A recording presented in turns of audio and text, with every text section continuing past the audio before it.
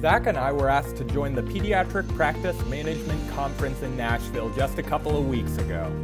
It's an annual conference that features tons of great speakers, many of the best pediatric vendors, and it had over 350 pediatricians, clinicians, and office managers in attendance this year alone. Not only did we live stream the opening session with Chad Herman, which many of you saw, but we also interviewed some of the biggest names in pediatrics, including Chip Hart, Suzanne Madden, Sue Cressley, and the man who put on the conference himself, Paulie Van Cherry.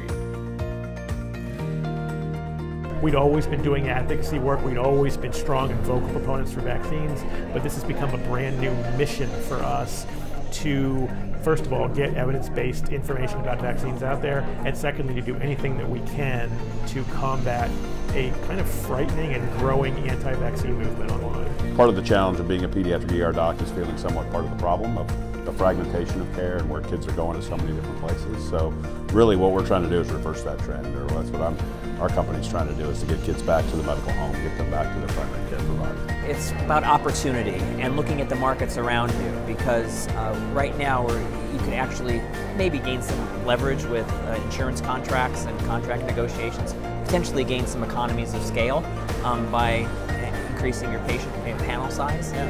But you need the opportunity to do it. It has to be there. Because when we spend money for patients, somebody's paying for it, and while it may not be our money, we should be spending it like it is our own.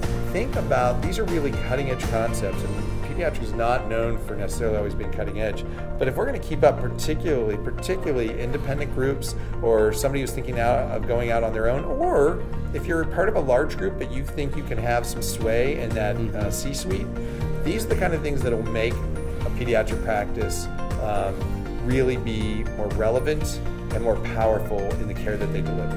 And that's why this is, I think, critical information. I love the conference. We're going to be rolling out the interviews as mini episodes in the coming weeks.